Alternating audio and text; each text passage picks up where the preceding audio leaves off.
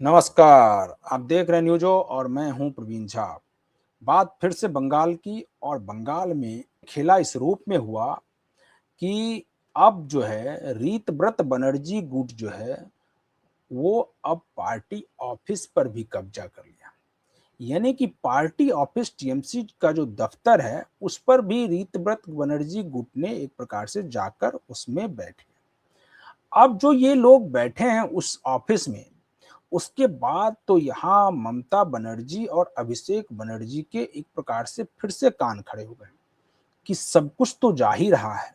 जो बची खुची पार्टी दफ्तर थी वो भी जा रही है अब, और जो बैंक अकाउंट है यानी पैसे पर भी एक प्रकार से अब कब्जा होता हुआ दूसरे ही गुट का दिखेगा। क्योंकि हालांकि अभी उसमें समय है, जब वो कोर्ट के पास पहुंचेगा मामला, चुनाव आयोग के पास पहुंचेगा मामला, इसके बाद सब कुछ तय होगा। और अभी ये भी तय नहीं है कि मूल टीएमसी किसके खेमे में, लेकिन जो अभी तक का जो दिख रहा है, आप इतिहास देखेंगे तो महाराष्ट्र में भी जो मूल शिवसेना है वो एकनाथ शिंदे के साथ है।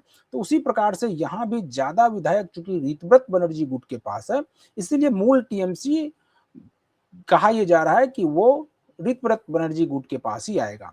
तो ऐसे में ऋतव्रत बनर्जी के पास टीएमसी भी, पार्टी का फंड भी और पार्टी का दफ्तर भी।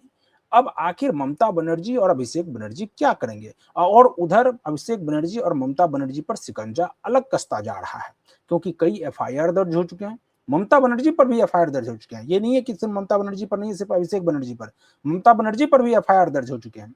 तो ऐसे में उनकी मुश्किलें और बढ़ने वाली हैं।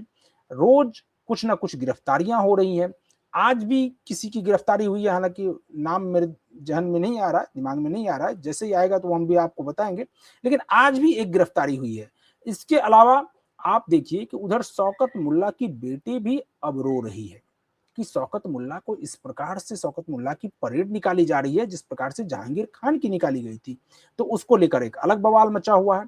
तो इन सब मुद्दों पर आज हम लोग चर्चा करेंगे, और इस चर्चा में इस वक्त हमारे साथ जुड़ रहे हैं वरिष्ठ पत्रकार और राजनीतिक विश्लेषक संजीव प्रियदर्शी। संजीव जी, ये जो आज का जो घटनाक्रम है जिसमें कि रीतव्रत बनर्जी गुट जो है वो अब पार्टी दफ्तर भी पहुंच गए और उस पर जाकर बैठ भी गए। ये लोग, इनके सारे विधायक उसी पार्टी दफ्तर में थे जिस पार्टी दफ्तर में अभी तक टीएमसी, मूल टीएमसी चला करती थी, जिस पार्टी दफ्तर से। आपकी पहली प्रतिक्रिया इस पर क्या है? नमस्कार प्रवीण जी। दर्शकों को भी मेरा नमस्कार। देखिए, अपने जीवन में ऐसे दृश्य की कल्पना क्या ममता बनर्जी ने कभी की थी, कभी की होगी, कि उस दफ्तर पर कब्जा करने के लिए ऋतुव्रत बनर्जी जा रहा है।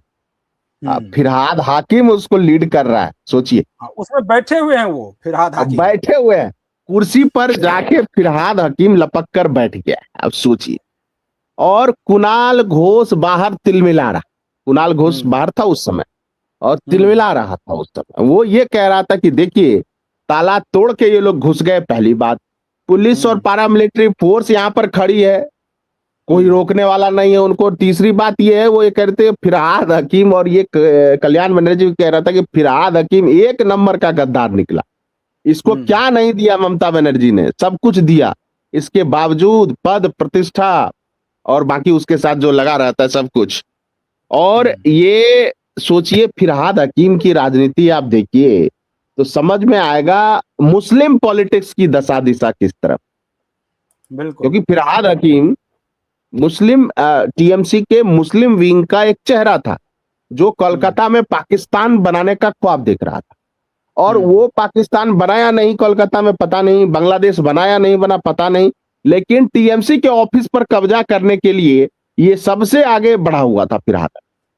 और इसीलिए नहीं, कल्याण बनर्जी सिर्फ मांग कर सिर्फ रहे सिर्फ हैं कि सिर्फ कब्जा ही इस नहीं, सिर्फ कब्जा ही नहीं संजीव जी। ये आप देखिए, ये नाम दिख रहा होगा, हमारे दर्शक भी देखें इसको।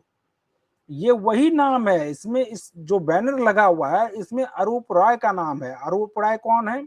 जो तृणमूल कांग्रेस में जो अभी जो खास करके जो गुट अलग हुआ, उस गुट के ये चेयरमैन हैं। और जिसको कि अब ये लोग एक दिन मीटिंग करके, ये लोग बैठक करके उसमें नए कार्यकारिणी का गठन किया, और उस नए कार्यकारिणी में ये अध्यक्ष और उपाध्यक्ष का चुनाव किया गया, कोषाध्यक्ष का चुनाव किया गया।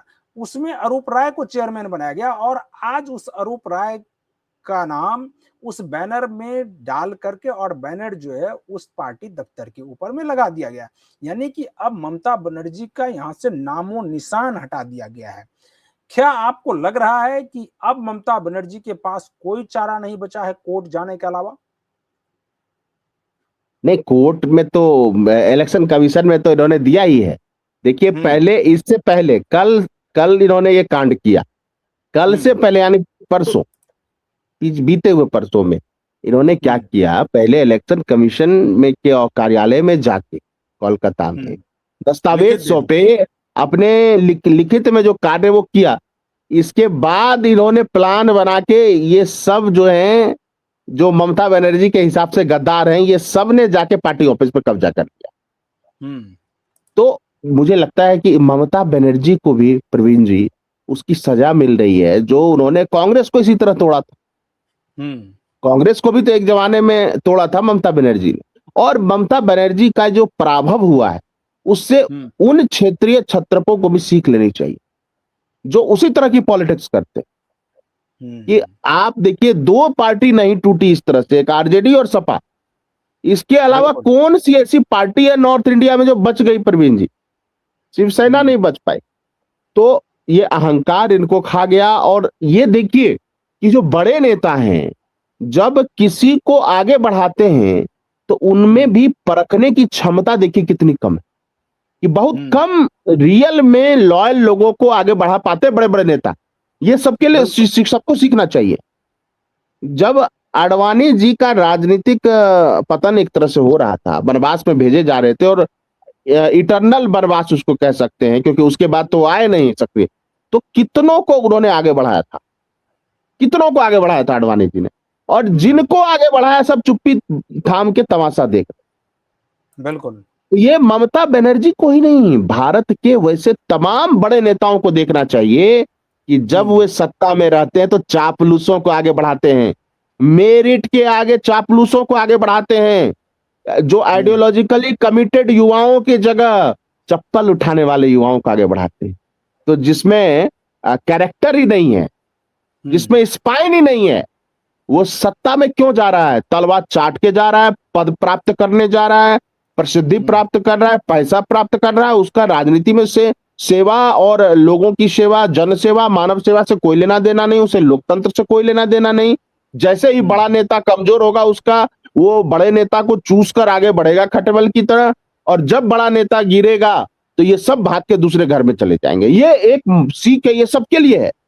हो सकता है कि हम्म भविष्य में अगर बीजेपी हार जाए तो बीजेपी के भी विधायक सांसद भाग जाएंगे, क्योंकि अब बीजेपी में भी तो 40% कांग्रेस के लोगों को टिकट मिल रहा है, क्षेत्रीय दलों को टिकट मिल रहा है। तो बिल्कुल। कमिटेड लोगों को आप पार्टी में आगे नहीं बढ़ाएंगे तो आज ना कल ये आफत गिरेगी। और ममता बनर्जी पर यह आफत इसलिए बहुत तेजी से गिरी है क्योंकि हम्म उनके लोगों का ऐसा मानना है कि अब ममता बनर्जी सत्ता में कभी वापस नहीं आएगी। और जब ये बात आपके बारे में पता चल जाता है कि कभी सत्ता में नहीं आएगी, क्योंकि जो 4% वोट मिला था उनको, 7,000 वोट, 7,179 या कुछ इतना वोट और मिला था उनको फाल्टा में, सात हम्म 8,000 मान लीजिए, लगा के 8,000 मान लीजिए, पकड़ लीजिए 8,000। तो 8,000 वोट से राजनीति कर पाएंगी ममता बनर्जी?